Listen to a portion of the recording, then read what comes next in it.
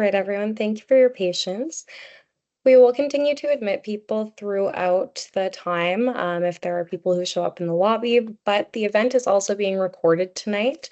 So we are going to post this afterwards on the incoming student page as a resource for anyone who didn't have time to join or is joining a little bit late tonight. All right, so we're going to get started. So before we go any further, I just want to welcome everyone to this virtual gathering on behalf of Acadia University in Wolfville, Nova Scotia. As we come together, it is important to acknowledge that we are on the ancestral and unceded territory of the Mi'kmaq people. We express our gratitude for the land and rich history and culture it holds. We are all treaty people. Thank you for joining us in this acknowledgement and for your commitment to building a more just and respectful community.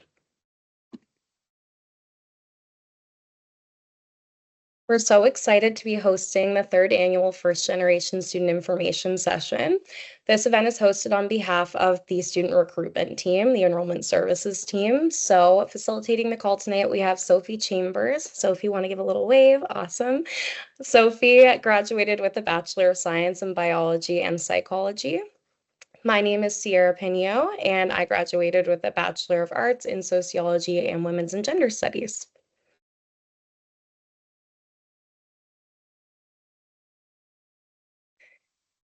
Again, a big thank you to everyone for taking the time out of your busy schedules to join us tonight.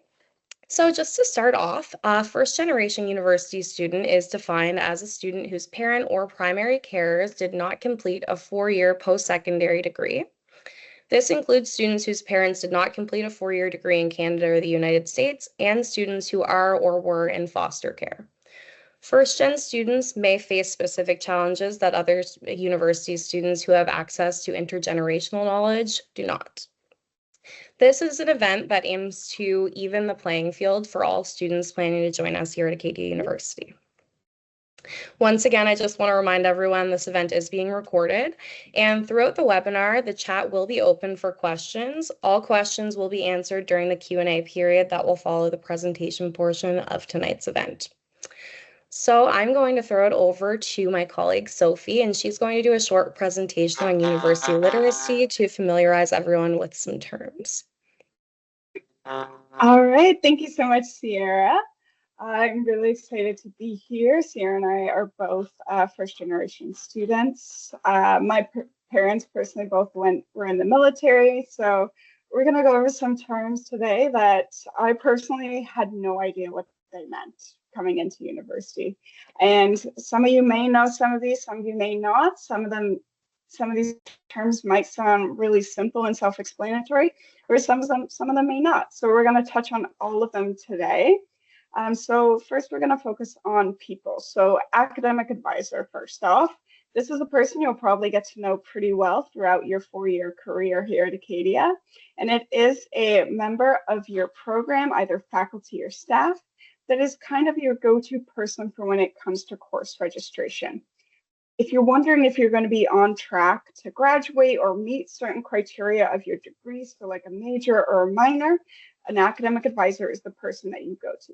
You can find the full list of our academic advisors for each program on our website as well. So if you're not sure who to contact, you can definitely find it there. Next up is our dean. So universities are divided into major administrative units. Here at Acadia, we have four of them, and each one has a dean. So we have our Dean of Arts, Dean of Science, Dean of Professional Studies, and Dean of Theology. We have our Dean of Arts here with us tonight, Dr. David Duke. We'll hear from him a bit later. And next we have our enrollment advisor. So that is Sierra and myself. We are your enrollment advisor. So if you've ever had someone come to your high school representing Acadia, chances are it was an enrollment advisor. So we are your first point of contact and kind of your catch-out person for any questions, comments, or concerns. So if you've got a question or a situation and you don't have any idea of who can help deal with it, go check in with your enrollment advisor. If they don't have the answer, they will know who does have the answer. Okay, so and jumping into full-time student. This one's pretty important because some issuing provinces for student loans and scholarship bursaries, things like that, you need to be a full-time student. So what this means is you need to be registered in at least 4 courses. At Acadia, you can register for between 4 and 6 courses a semester, and then you're considered a full-time student. But if you drop 3 or below, you are considered part-time. So that's something to make sure. And you'll see here 12 or more credit hours. We're going to jump into credit hours. So if you're like me and have no idea what a credit hour is, we will touch on that in a bit. So next up, we have a professor. So a professor is a high-ranking instructor or teacher at the university or post-secondary setting. Professors typically have a doctorate of philosophy in their specialized field. So they usually have a pretty strict niche, but they teach a wide range of different topics. So they're going to be your main point of contact when it comes to any classes that you're in. So if you have any questions about a course load or structure or testing, you're going to reach out to the professor. When you're registering for courses, you'll actually see that the professor's email is listed on the course. You can actually reach out to them prior to the first day of classes, kind of inquiring if you have any accessibility concerns, for instance.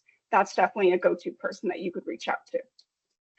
Next up is the residence assistant. I was also a residence assistant for 3 years during my Acadia career, and it was the best part of my Acadia journey, I would say.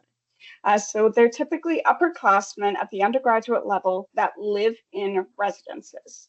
I personally like to kind of call them the cool aunts and uncles of the building rather than the moms and dads. They're not there to discipline or like check you and make sure you're staying within the rules.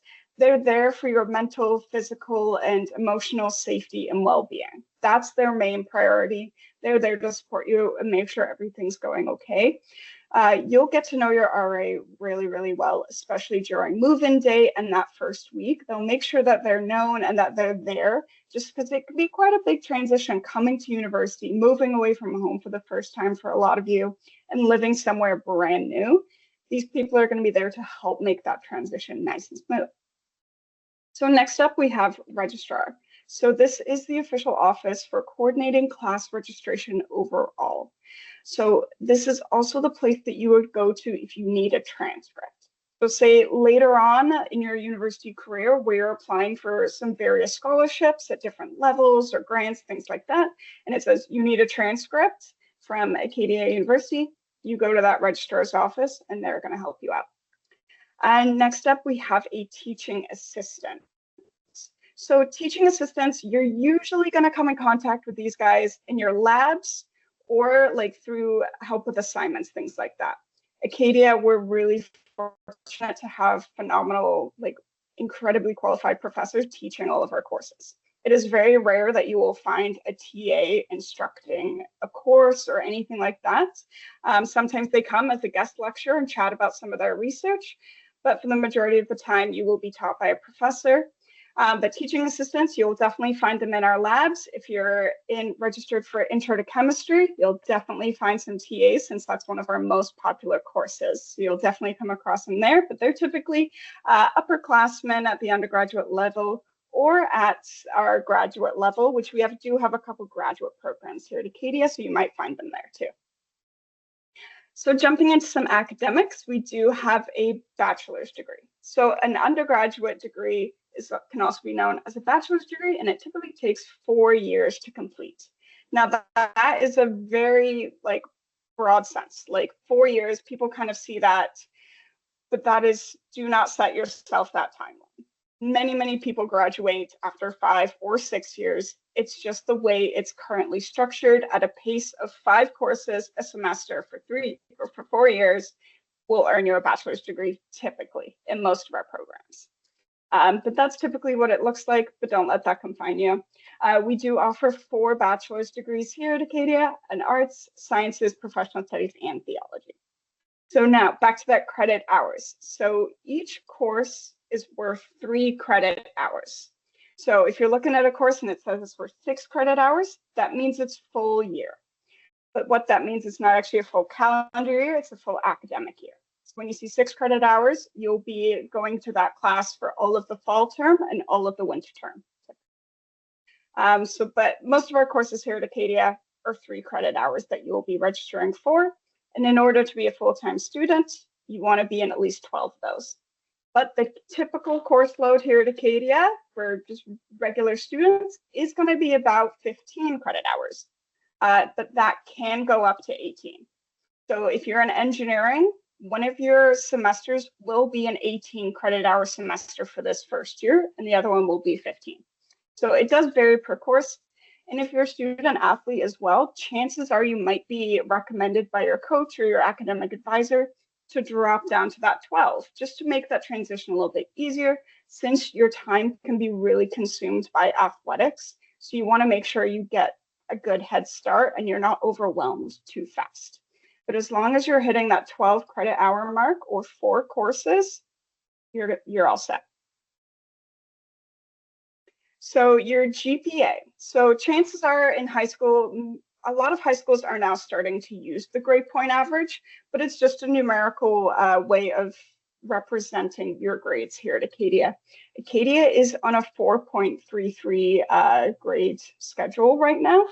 And you can see the full breakdown as well as on our website too. So if you're considering, so say you want to transfer to another university or you want to go on to pursue higher education, you can translate certain GPAs to other institutions as well, because not every institution is on the kind of same scale when it comes to GPA. So just keep that in mind when you're looking at different grades and things like that.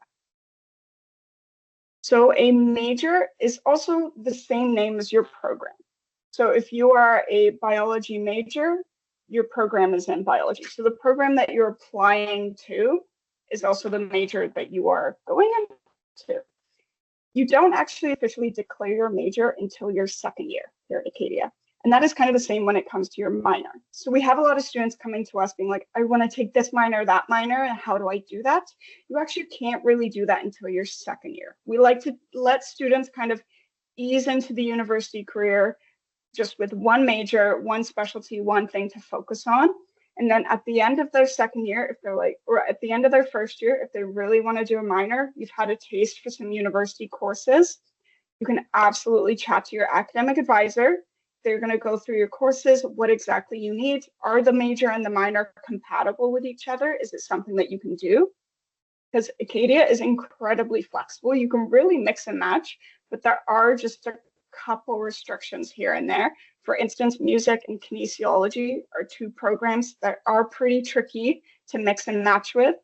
But as far as that, almost any of our programs, you can like mesh the two together, which is a really great benefit.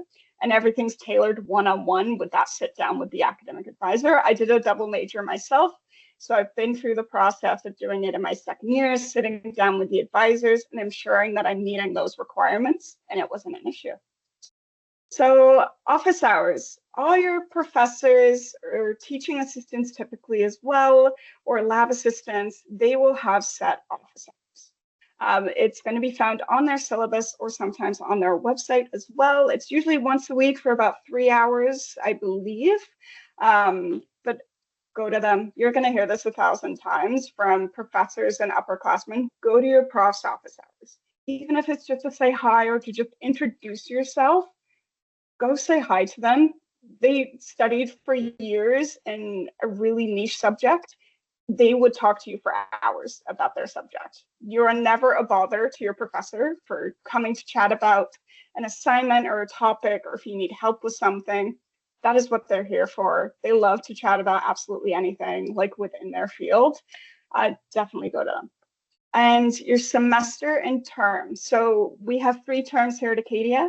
The academic calendar for like a full year at Acadia is fall and winter. So if you're a full-time student, you are attending Acadia fall and winter typically. So incoming student, you're starting fall 2025 for your bachelor's, fall and winter.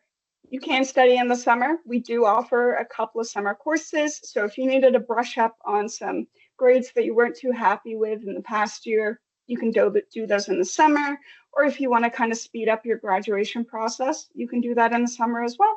Our summer course list usually comes out like in around like March, April time of the following year. Okay, so that's it from me. I hope I explained everything pretty well, but I am now going to hand it over to Dr. Juan Carlos Lopez. Hello, thank you very much for inviting me, and I see we have some live attendees here. Do our attendees have access to the chat? Yes? All right. So you know what that means, right? I'm gonna make you participate a little bit. I want to hear a little bit from you. So my name is Juan Carlos Lopez. I'm kind of bummed that you cannot see my whole shirt because see, I'm wearing my Acadia biology t-shirt, and that's where that department where I'm at. I'm in the biology department. I've been there for a little bit over a decade, so this is my year 11, I believe. And I normally teach the first year labs, although I didn't do that this year, nor I'm doing it next year. But that's normally the courses. So when you come to Acadia and you come and do biology, like some people in this room, um, you will be in the introductory biology labs. So you will spend a lot of time with in the lab with your instructor. So I would, normally I would be your instructor. Next year you're gonna have a different person. Same idea though, wonderful colleague, but also you will spend time with the TAs and all that. So we have that system and you spend a lot of time with the peers. So that's a wonderful thing. So I'm gonna tell you a little bit about myself, and how I was, how I ended up here. And so first, I'm going to start by saying, yes, my name is Juan Carlos Lopez. I do have a PhD. I do not use the doctor, and I will tell you why. I feel when I'm called Dr. Lopez, I feel like I'm 100 years old. So it's always good to ask. Please call me Juan Carlos. That's where I go for. I'm okay with that. Completely fine with it. But you do have to ask, right? And that's everyone's impression. But again, so please call me Juan Carlos. I'm entirely fine with that. I came. My parents did go to university, but my experience was slightly different, and actually I was very happy to be invited to share that because I could be considered a first generation student, and I'll explain in a little bit. So, but let me start by telling you that I'm originally where I was born and I was raised and where I did my all my education up to high school. When I finished high school, was in Venezuela. My hometown is called Barquisimeto. Mouthful, you don't have to pronounce that, but in Venezuela. I just want to see in the chat. Don't look it up in the internet. Where is Venezuela? Type it on the chat. Where is that? Where am I talking about? Not everyone at the same time. Please, only one person or two. Come on, who's gonna type? South America. Yes, where in South America? I want more. Northern South America. Yes, thank you, thank you, thank you. Am I gonna get more detail? I see Marlene typing. Let me see. And Eric, haha, I got people competing. The chat is saying, so let me see. Let me see, so we got Venezuela, we got Northern South America, east of Colombia. Exactly, perfect. I'm gonna wait for Marlene and then I'm gonna move on, right? So yes, it is on the top of South America, and I consider South America, and this varies actually depending on where you got your education. For me, the continents are North America, Central America, so that's below Mexico to Panama, and then from the other big landmass, that's South America. So east of Colombia, Northern South America, and I have one more, and I'll move on. Okay, so turning in from United States. Yeah, that's where I went tuning in. Thank you. That's where I went to school. I went to school in the States. So what happened to me, I grew up in Venezuela, Northern South America, coast to the Caribbean. We have the beautiful, amazing beaches to the Caribbean that all out of this world. Nice, extremely nice tropical weather, year round. Almost 12-hour year round too. So no time delay savings, none of that, So that's where I grew up. But I was very fortunate. I got this scholarship and I went for my undergrad to the States. So yes, my parents did go to university, right? But when I went to, it was my time to go to university. I had finished high school. I was 17 and I moved, turned 18 right away. But I moved as a 17-year-old to another country, another language, another school system, very different in the States, very different from mine. And even in the States, I moved to a couple of places. I'll spare, I have more details, but in any case, I did my undergrad in the States. So yes, my parents did go to university. My parents were actually teachers. My uncle went to university and is a prof, in a university. So for me, what the educational spaces were the natural thing. I visited my parents worked in this huge, humongous high school, and we spent a lot of time, even as kids, going with them to school to certain activities, right? And my uncle worked in the university. I went to the university as a kid. I remember walking in the university, and for me, the universities are public spaces that belong to everyone, right? So that's my thing. So I was exposed to all those things, but then I ended up going to university in the States. Oh boy, is that different? Yes, it was. It was as I said, a different language, a different everything. And as nice and supporting that my parents could be, and the people I knew could be, I actually, I have to make do with all this change and all those news, all those things that were new. Um, so yes, it might be difficult. So I will admit to that. So when you are first generation in the different shapes and forms that this come, it is a challenge. But what I think it was and still to this day, it was such an exciting challenge. It was something different. Yes, difficult, certainly, but a wonderful challenge. Because that opportunity to do that, and that's what I see. All this was really a wonderful opportunity for me to learn and to grow. And guess what? I made it, and I liked it so much that I continued going to school, and I spent a bunch of years doing school, and I got my PhD, and then you go and work in labs and all that. So it was something that when I reflect about, I said, well, I cannot hide to you that it was difficult. Everything. Okay, so I'll give you an example. Food. My English wasn't great, and actually I did get some. I started taking university courses and did English training at the same time. It was so bad. I had taken English all my schooling, and I was very good at taking those exams. Grammar, ask me. I know every rule there is to know. But I didn't have a very good communication skills. I didn't understand what was being said to me. I couldn't speak at all. So imagine me not being able to speak. This is just outrageous, but it happened, right? So I would go to the food court, and there were places where you could get your food, but a lot of the places you had to ask. And those places where I had to ask, I feared, like, oh no, I don't want to do this. I'm going to have to talk to someone, and I'm going to mess it up for sure. And I had friends who were actually also from Venezuela, like me, who were in school, but they spoke English better than everyone spoke better than me, of my group, But they were very good friends. I realize now this is not what I called them back then. They will not order food for me. They said, no, you have to do it. And that's my again, very good friends. That's not what I was calling them then.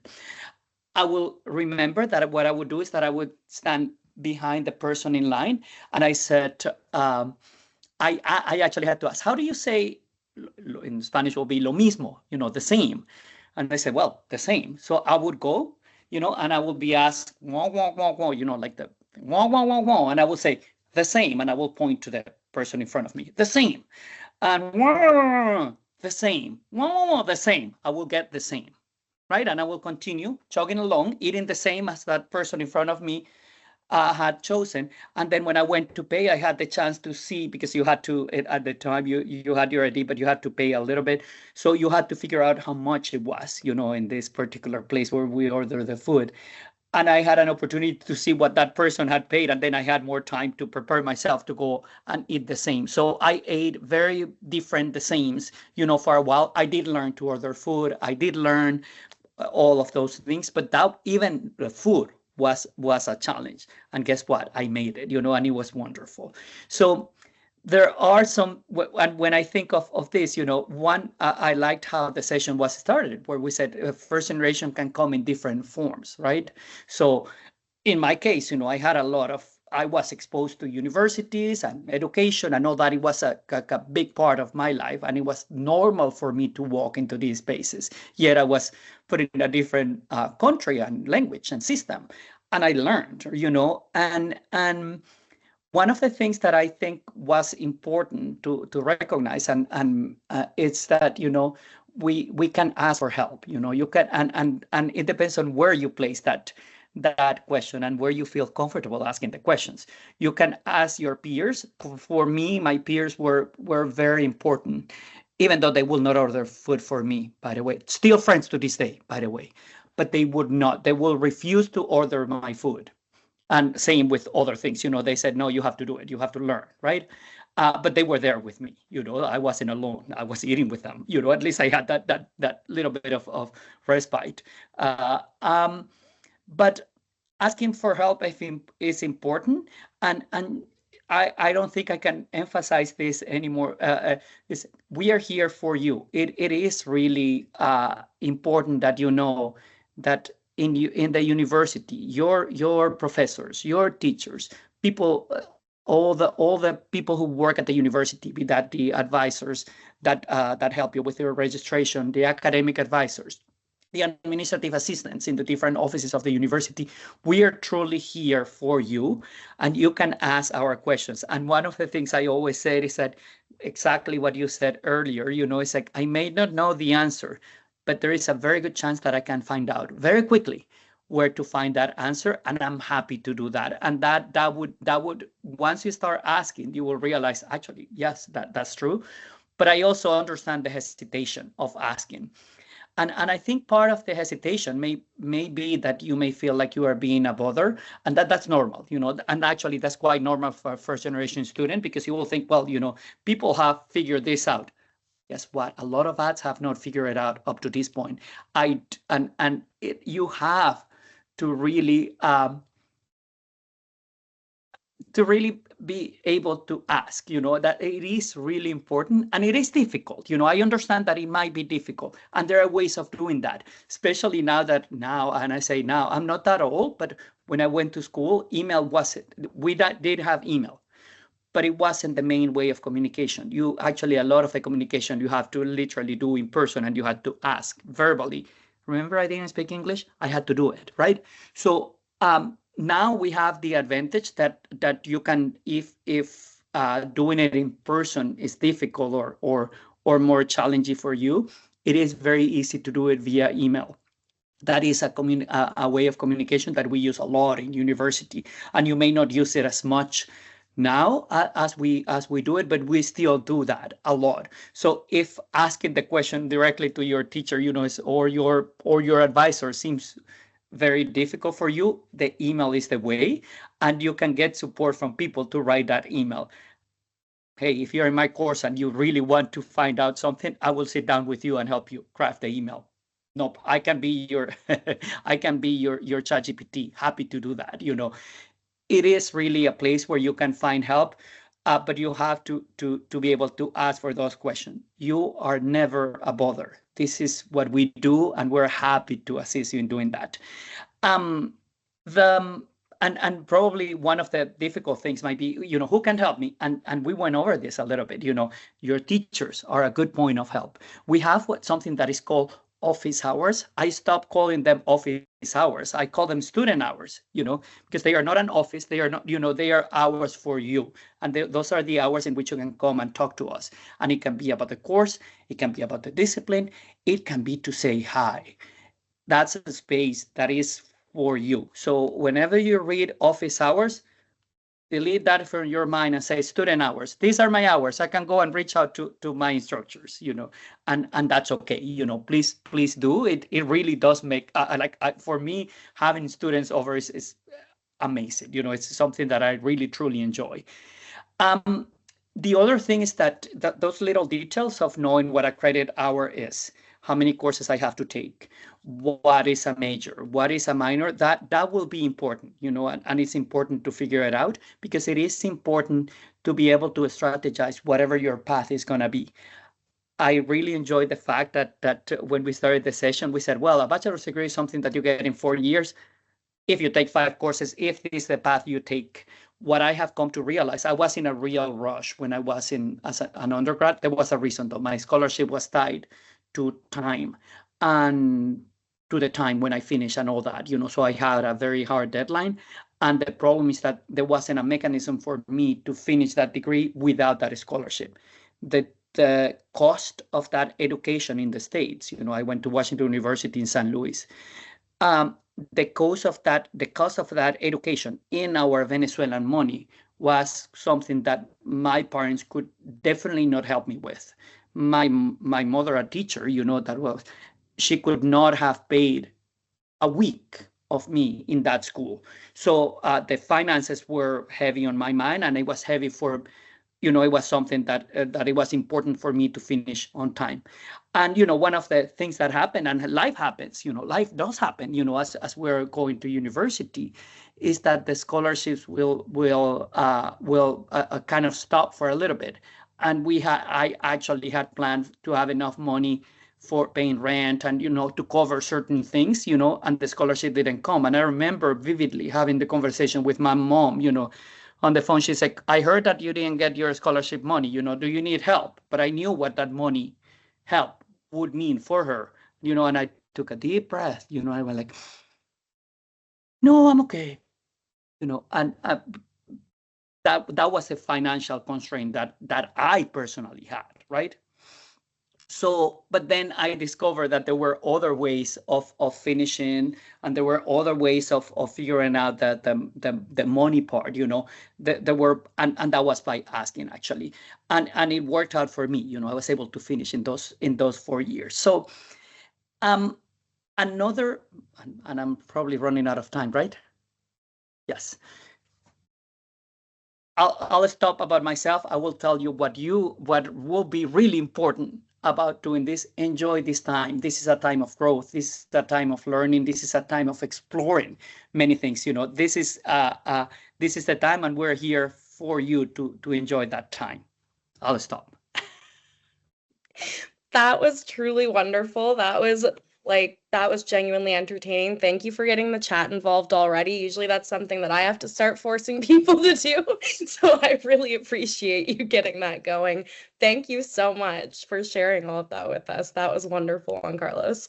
So next up, we do have another speaker. We have Dr. David Duke on the call today. I am so excited and so grateful because Dr. Duke has actually been doing this since the very beginning, since the first year that we did the first generation student information night. He's been with me since the very beginning, and he's always eager and the first one to say yes when I put out the call for speakers. So without further ado, here's the Dean of Arts, Dr. David Duke. Thank you so much. Thank you, Sierra, for that very kind intro. It has been, I guess, 3 years now, and every year is an absolute blast. So thank you. As Sierra said, my name is David. Like Juan Carlos, I prefer David rather than doctor. Of course, many students like the formality of that, of the doctor. I'm fine with that too. Hey, you doesn't really work that well, but David is just fine. And one of the things you need to know about me is I failed university. I failed my second year of university spectacularly. I failed 9 of my 10 courses that year. I got a GPA that I still can't remember how low it was, but it was low, and took what we used to call a dean's vacation. I was suspended from university for a year. And at the end of that year, after thinking a great deal and working jobs that I didn't think I'd want to work for the rest of my life, I decided I'd better go back to university. And when I went back to university, I switched majors. I switched into history from my original major, which was on the advice of the counselors that the university that I went to for my undergrad required you to meet with before they would let you back in. You had to have a good plan. You had to have realistic expectations. Now, that was 41 years ago. And the advice that I got from those counselors, those career counselors and guidance counselors, I still place front and center in all of my meetings with students today, because as Sierra said, as Juan Carlos said, the most important thing you can do, apart from enjoying yourself and growing, is communication. So I would like to talk to you about something I didn't do as an undergraduate. When things started to go bad for me, because let's face it, if you're failing, you pretty much know that you're failing. So it's not like it was a surprise to me when I found my final grades. You have a choice at that point. You can either keep failing or you can ask for help. And as you've heard, especially from Sierra, that there's lots and lots of people available to help you. As Juan Carlos said, your professors, your instructors, your teaching assistants, your residents, associates, and so on and so forth, those are all great people to have initial conversations with. If they don't know the answer or if they can't come up with a solution, they know who does. So what I would like to do for about the next 5 minutes or so is just share some PowerPoints and talk a little bit about why it's important to communicate with your profs. It's an easy thing to do, but as Juan Carlos said, it's very scary the first time or the first couple of times. But once you get used to it, you're going to find that your instructors will be able to open doors for you. They will be able to make suggestions about career choices, about opportunities for employment, for scholarships, and so on and so forth. And that's one of the great advantages of a place like Acadia. You're not a number. Well, let me rephrase that. You're a number if you want to be, but you're a face and a person with a life and a backstory if you also want to be as well. And the way you do that is by communicating. So why is it important to communicate with your professors? By far, the most important reason is they're the experts. As Juan Carlos said, we do want to engage our students at every single opportunity that we can. There's one exception that I'll come to a little bit later, but we want to engage our students as much as we can, and you want to engage us too. Unlike high school, where teachers tend to teach to a curriculum, there's a little bit of tinkering they can do in that curriculum, but they can't really make a course their own. We can. Professors at universities can make the courses their own. They can teach them from a particular perspective, so they are the experts. So it's always a good idea to communicate with your professors because they are the experts in the field that you're learning about. Another reason it's really important to communicate with professors is it can often save you time and it can often save you frustration, because things are quite a bit looser in university than you probably found in high school. And what I mean by that is there's a lot more flexibility around how a course is constructed. There's a lot less really specific information about how you need to read this chapter and you need to study this chapter. You need to focus on these 3 points. That's what we're going to test you on. Much more commonly, you'll have a professor say, read chapter 7 because it's going to be on the test next Thursday. Okay.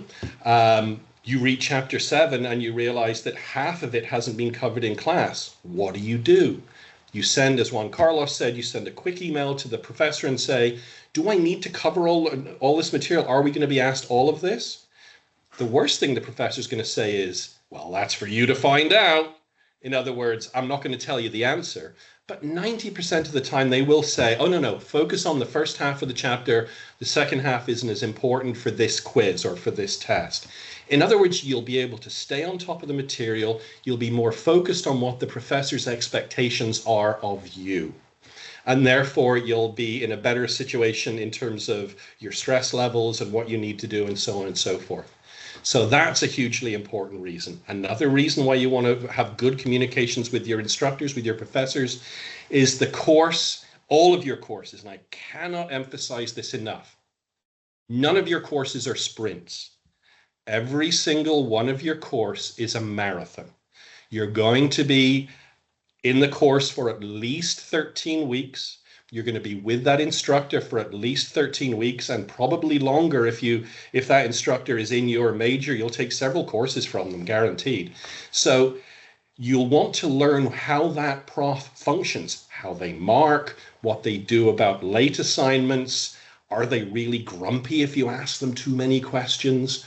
Those kinds of things. So you'll learn more about your professors. You'll learn about what the expectations of you as an individual student are. So that's very important. And then the last reason is something from psychology. I would call it the reverse Stockholm syndrome. The Stockholm syndrome comes from a psychological analysis of a very famous hostage-taking event in the 1970s in, you guessed it, Stockholm, Sweden. It was a bank robbery.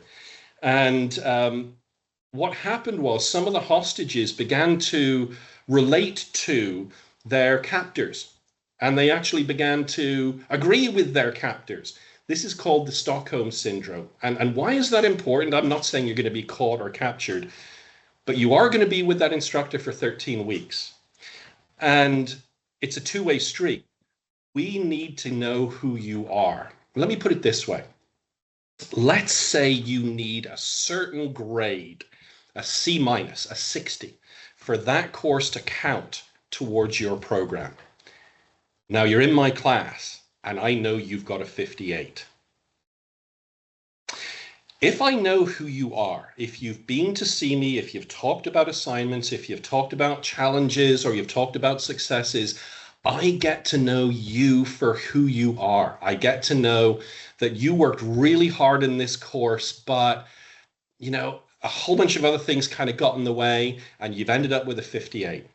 Is that fair? Well, if all you are to me is a number in an entry in an Excel spreadsheet and a name associated with it, and I don't know anything more about you because I've never met you, I've never talked to you one-on-one, you might have been in the class, but I've never had a chance to engage with you directly. If I'm looking at that, I'll go, well, they got a 58. 58's what they get.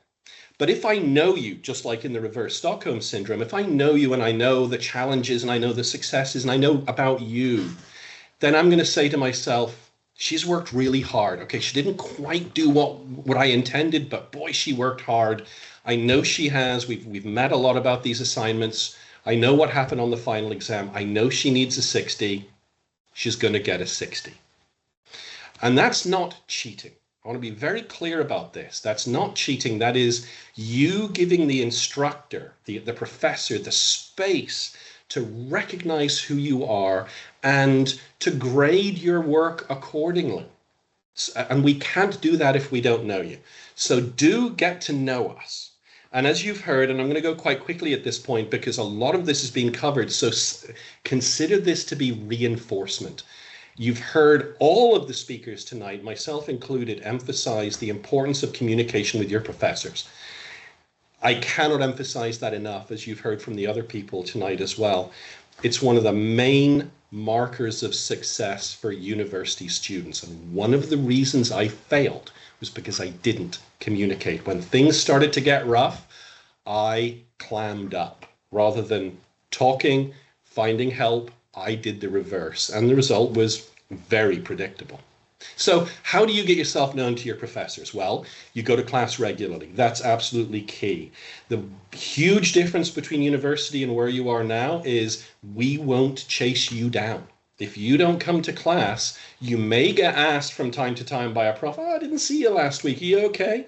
But generally speaking, we won't track you down. It's up to you to come to class. It's up to us to make it as interesting and as engaging and as exciting as possible so that you want to come to class, but it's up to you to come. So, and that's the case even in larger classes with 50 students or so. We recognize faces and we recognize whether you're there or not. Second of all, do your assignments on time.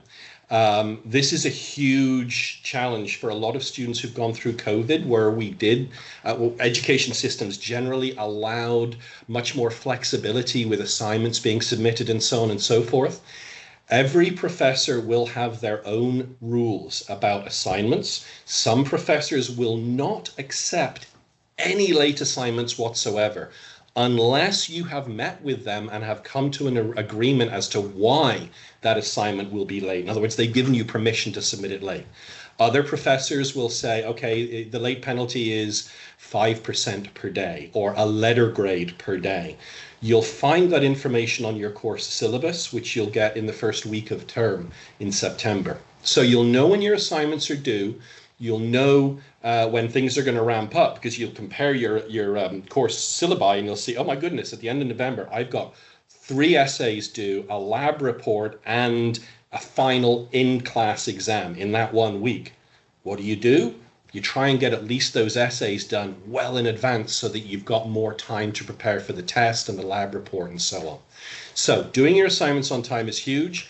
Talking to the prof about how to improve your assignments is also very important.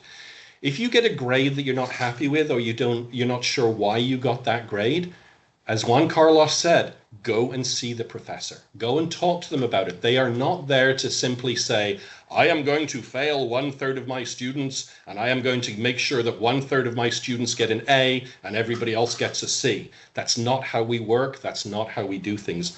We want all of our students to succeed. So if you have an assignment handed back to you and you're not, you know you can do better, go and see the professor. They will give you advice as how to improve your writing, the structure of your assignments, and so on and so forth. It's not a waste of time for you, and it's never a waste of time for the profs, because as I said, we're in the business of trying to open doors for excellence, that is you, rather than crush it down. So if you come to us and you say, how do I get better? We will help.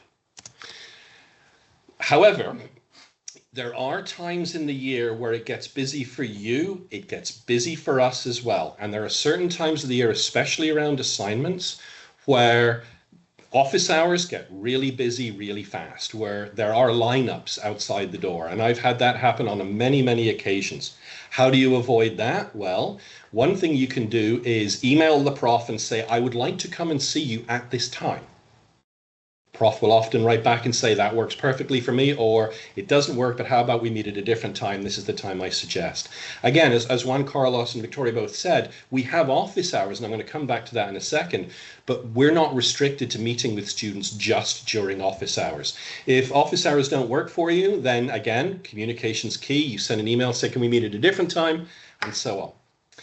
So you don't want to bug your profs more often than necessary, and you want to go and see your profs with questions ready. So again, office hours are part of the professor's job. It's actually in our contracts. We have to put the office hours either on our doors, in our syllabi, on the web spaces that we use, or any other number of places where students will find them publicly. So office hours are key. It's the time, as Juan Carlos said, I love his description of calling them student hours, because as I say in that first bullet point there, that time is time for you to come and see us. It really is student hours. But the way to maximize your time during office hours or during student hours is to be prepared. When you go and meet the profs during their office space or during their time, be ready with your questions. There are times of the term when it's quiet and you can go in and you can chat about, as I say on the slide there, your fortnight skin or whatever. But most of the time you want to be really kind of focused on the business at hand, the course, maybe your plans, maybe asking for some advice about another course. That, by the way, is fine too. This is incredible, but it's true. You can ask a professor about what you're doing in another course and get advice from them. Sometimes they might say, well, you know what, I'm not comfortable answering that. Go see Professor X, who's actually teaching the course. But in many cases, we're happy to answer those kinds of questions as well. Don't be shy. If at the end of a conversation with one of your professors, you're still no clearer on what the prof is asking for or what you think you're supposed to do, ask again. We would far rather have that conversation a second time right away than get the assignment from you and realize that you didn't understand what we said at all. So make sure you know. It's never a waste of our time. When you leave a meeting with us, you've got to be comfortable with the information you've got. Very quickly, and you will have access to this PowerPoint. I'll make sure that it's available. But these are the kind of questions that you can ask. We won't go through and say which ones are good or which ones are bad. I will just quickly point out that, believe it or not, B is not a bad question. E is a better one. In both cases, you're asking for an extension. But notice that in one case, you're asking in a very brief way and you're not providing any information about you and your situation. It's just like, I want an extension. But under E, you're explaining why you're asking for what. You're explaining what you've already done towards the assignment, and you've asked the professor, given these circumstances, may I have an extension on that book review? And again, it's information rich. That's a very, very important thing to really focus in on. We talked about email a little bit earlier. I just want to give you an example of a really good email and a really bad one. So I'm going to read you a couple. So this is from an assignment that I did about 7 years ago. There's a graveyard very close to the university, and it's a very old graveyard with some graves going back to the 1700s.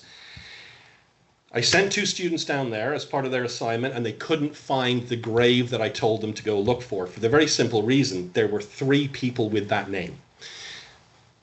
The student wrote me, and you can see the email there. Hello, Dr. Duke. We've got a question about the grave. Here's the background. Which grave are we looking for? So in other words, the students were information rich. It was I would call this, it's business polite. Hello, Dr. Duke. It's information rich. Here is our problem. It's specific. What do we do? And it's limited in its focus. I can answer in an email in 1 or 2 lines. The one you want to look for is the last of those 3 gravestones. Boom. That's an excellent, effective means of communication using email. It's quick, it's information dense, and it allows me to answer the question very quickly as well. Here's an example of a terrible email, and this is real. So this is a little bit older. This is now 12 years old. Subject, missed class. Yodo, I missed class yesterday. What we do? Chris. This is from a friend. I love the response that he wrote back. This is his response. Yo, yo, yo, yo, yo, yo. We did everything. You're giving a 3-minute speech on why red pandas are the best animal on Monday. I'm not joking. Also, check out this link on email etiquette. It's geared towards children, so it should be pretty easy to follow. Justin. P.S. I don't put much stock in first impressions, but since I'm here to teach you, this one was pretty bad. Also, you really are giving that speech. I'm funny, so you'll know when I'm joking. In other words, that's an example of communication fulfilling what the student asked and communication absolutely slapping the student upside the head. So you've got to be careful in the way you communicate with your profs. This is a definite yes. That's a definite no. So, questions the other time you can talk to profs is very quickly at the end of class. They're usually running off to do something else, but you can ask quick questions like this one. I should have changed that to Moodle. Sorry, Moodle is our online environment. So, are you going to post today's lecture on Moodle? Can I make an appointment to see you? I don't think I can make it during our office hours. And so, or if I email you a draft of my assignment, will you look it over just to see if I'm on the right track? Let's think about that for 10 seconds. You're asking the person who set the assignment, who very likely will be marking the assignment, whether they will look at your assignment to see if you're on the right track. Guess what? 9 times out of 10, they will say yes. That is what we do. So you are getting an opportunity there to have essentially the person who's going to grade the assignment edit it. Not in a detailed way, but say, yeah, there's a thesis here. Yes, your evidence is good. This is great. Tidy it up here and you're good to submit. That kind of feedback is invaluable because, again, it lowers your stress level. Am I doing this right or not? Oh, she said I am. This is good. And so on. These are some bad questions. What did we do in class today? I wasn't there. My favorite, I was honestly asked that because I'm a Soviet historian. Soviet environmental historian is my background. I was asked by a student, can you explain Russia? Take several courses and maybe do a postgraduate degree and you might understand Russia because it's complicated. Anyway, to sum up, communication is really important because it's useful for you as a student. It provides you with the information that's necessary to succeed in your courses. It connects you to your instructors, and that's hugely important because it gives us insight into you. And Juan Carlos can comment on this as well from the Faculty of Science, Faculty of Pure and Applied Science. Very many instructors, professors will hire students for summer research or maybe even bring them into their labs for longer term career development, microbiology, chemistry, etc., etc. So these are, but we only can find those people if they make themselves known to us. Oh, I've got this research money. I've got a student over here. She's really good in this field. We chatted a few times about her assignments. Let's see if she's interested in doing this work for the summer. So communicating with your profs provides opportunities for you for longer term success as well. As I hope you've seen tonight, all forms of communication are effective if they're used appropriately in different ways. The quick question before or after class, the email, the office hours, these are all independent and different ways that you can communicate with your professors to get different levels of information back, from the very simple, are you going to post this lecture, to the very complicated, how do we find this gravestone? So there's a number of different ways you can communicate with your professors. Last thing, if you're coming here because we're great, but we're also small. And that means that your classes are going to be smaller than they would be at a larger university.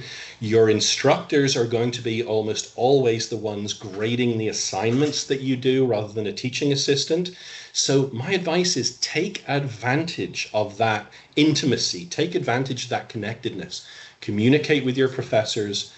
You'll be much more relaxed about life, the universe, and everything. You'll do better as a result, and we will get to know you better, which we make a choice as well. When we teach at a smaller university like Acadia, we do so because we're passionate about our students. We're passionate about that undergraduate experience, that journey that you're about to take your first steps on. And we want to walk beside you and help you with that.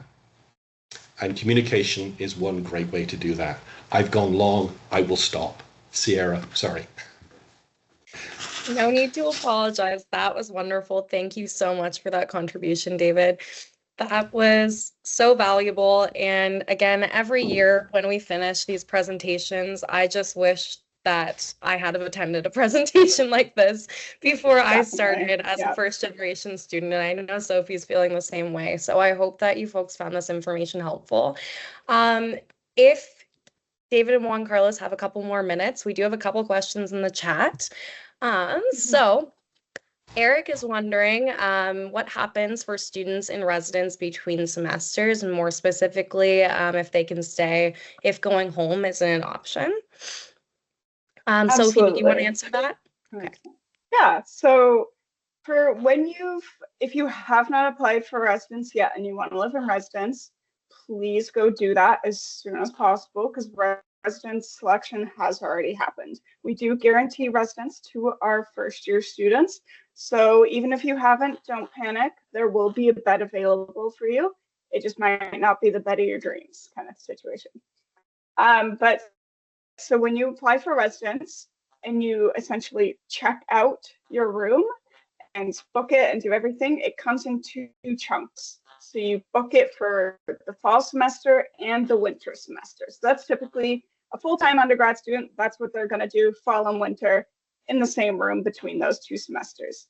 So if you want to stay there over the summer, that is going to be a residence life question. So if you pick a room and you're like, I love this room, I don't want to go home for the summer, I don't want to sublet off campus, that is also an option too. You can sublet a room off campus for the 4 months of summer. That is an option. But if you don't want to do that and you want to stay on res in your room and you like the exact room that you're in now, as soon as you make that decision, go chat to the residence life office. Because depending on the building that you're in, some of those buildings, like 55 University Ave, we use for a summer hotel, for example. We have a variety of camps and like music camps, soccer camps, things that come to campus and they stay on residence throughout the summer. So we just don't want to make sure, we want to make sure that your room isn't being booked up during the summer, but it's definitely possible. All right, Eric was also wondering if it can be difficult to maintain a high GPA. So that's a really good question. And it's kind of a loaded question. Your GPA depends on a lot of things. So things that David mentioned, actually going to class, completing those assignments on time, communicating with your professors, and being mindful about what courses you're choosing. If you are trying to force yourself to be a person who is learning to code and take computer science courses, and that's not remotely within your passions, then that's probably going to bring down your GPA. If you're sticking with courses that you're more passionate about, even when you're venturing out into different areas with your electives and things, being mindful about what you're choosing is always going to be a good bet to try to maintain that high GPA. Yeah, it's definitely a learning curve going from high school to university. The style of teaching is extremely difficult, and like you will find the way you want to study and things like that. Juan, you had your hand up. Can I share a story?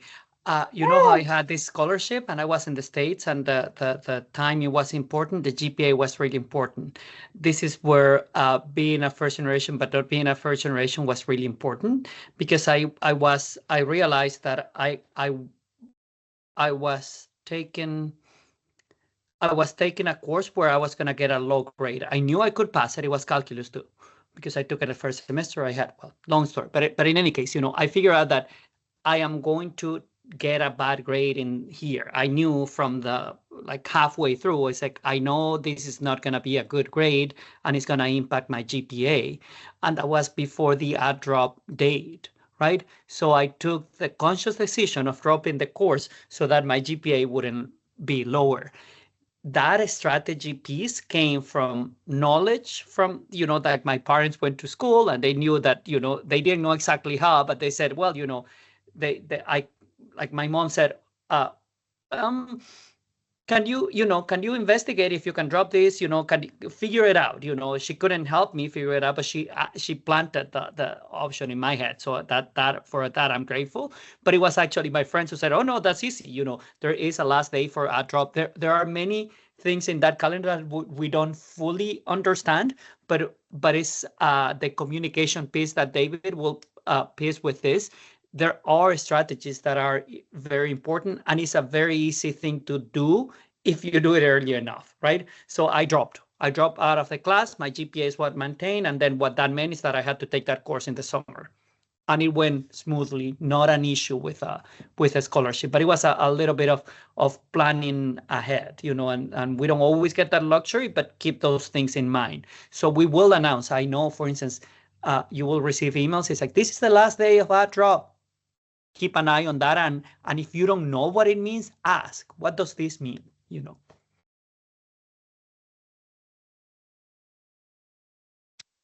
If I may, I just want to add something to that too, because Juan Carlos is absolutely right. The other thing I would say in addition to that is, and this is hard sometimes, but be honest with yourself.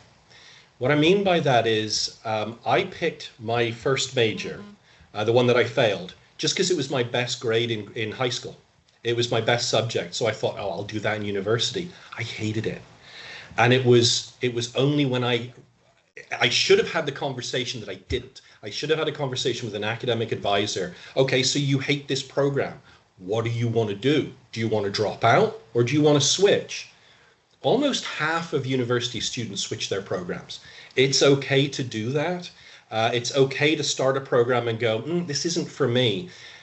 We can help transition from one program to another, where in many cases it's seamless. You don't lose any time. We can repackage your courses and say, okay, it used to be major credit over there, but we can make it major credit in your new major so you don't lose any time. I would really encourage, if you're finding your subject, let's say midway through, late in the first term, and you're all at sea and none of it makes sense, then maybe you're in the wrong program. And that doesn't mean that you have to drop out of university, but it might mean that in the winter term, you might want to take some broader electives, and maybe one of those sparks you, like it did for me with history. And that's a super important piece. Another thing that I very quickly want to mention, it's a nuts and bolts piece, but you have all now been assigned an Acadia University email address. You're probably used to using a Google Classroom email or a Gmail address thus far. Get into the habit of checking your Acadia email all the time. You can set it up so that it pipes into your existing email inbox. Why? As Sophie was mentioning a couple of minutes ago, Rooms are assigned via emails. My son has just finished his first year at Acadia. Last year, when he had his name in for a room, he didn't check his email and he lost the room. He ended up in another. He loved the room he ended up in, but he lost the room because he didn't check his email. So it's super important this summer and through your career at Acadia, keep an eye on your email. Make sure that your Acadia email is visible to you. Very important. Thank you. And then we have another question. Is taking a full course load during the first semester a good idea? Yes. Can I jump in on that? Oh, sorry. Go ahead, Juan Carlos. Yeah. Either one. Do register full time. Do register for your 5 courses that you want. Do register so that you get the schedule that you want and you do all that. Go to your classes. And if something is telling you, well, maybe this is not my thing, that's where you really need to communicate. But my advice is do register. I was having this conversation with a student from another institution just yesterday. Do register. And then there are options to either reduce that load or even change the courses if you don't like them. I've had students who have come all excited and on the first week said, heck no, I'm not doing biology. I hate this, and really, truly, I don't take that personally. I said, what would you like to do? And I remember this student vividly because he said, I want to do psychology. And he did. Excellent. It was an excellent choice. And he made that choice on the first week. So he knew, like he walked into the classes and he said, heck no, this is not what I like, and we actually became friends. He did not graduate as a biologist, he graduated in psychology, but we actually became friends because of that interaction. I said, well, it's okay, let's figure it out, and I helped him a little bit and then hand him to, other people who could help that, make that change happen.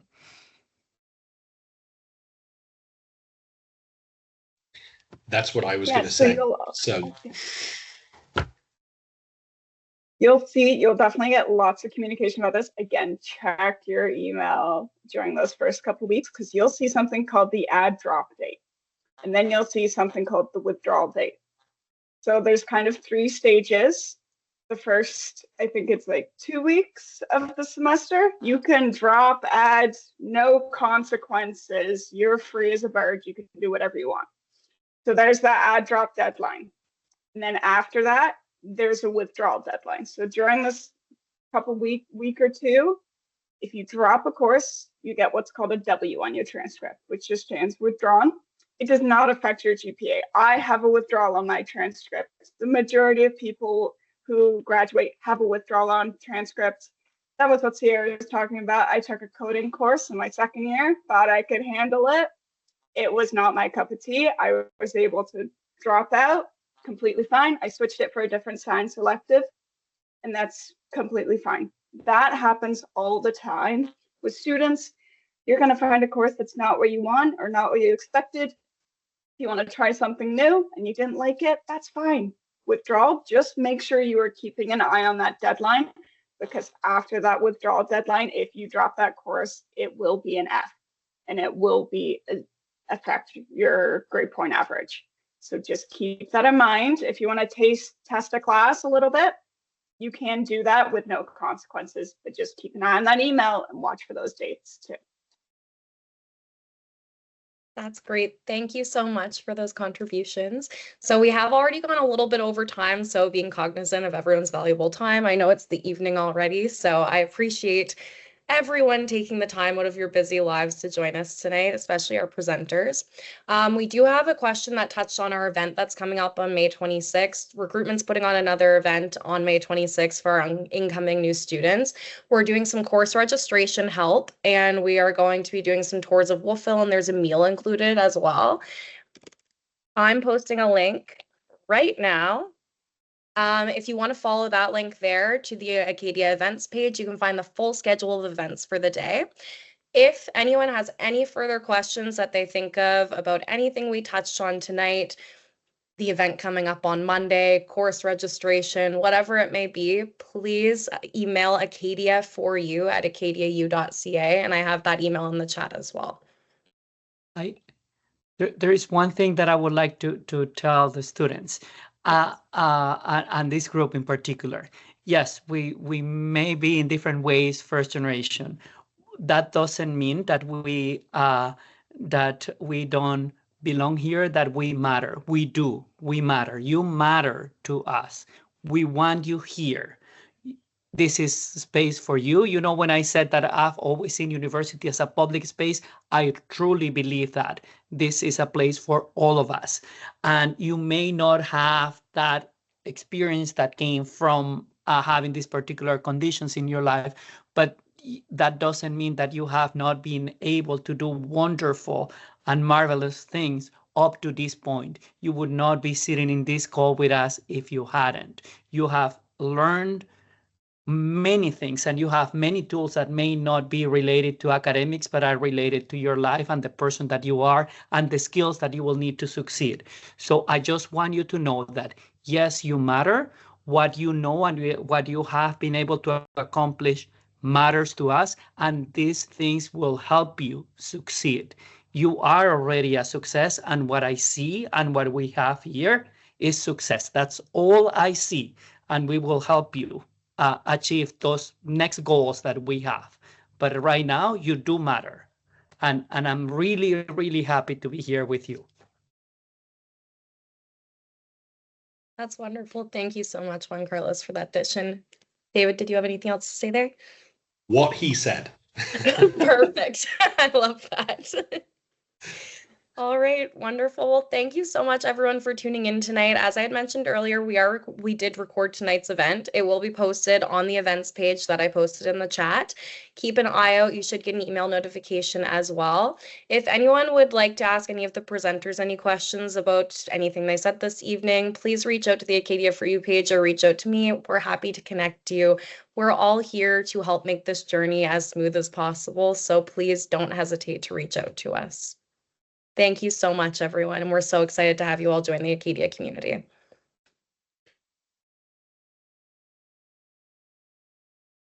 Adios. Yeah.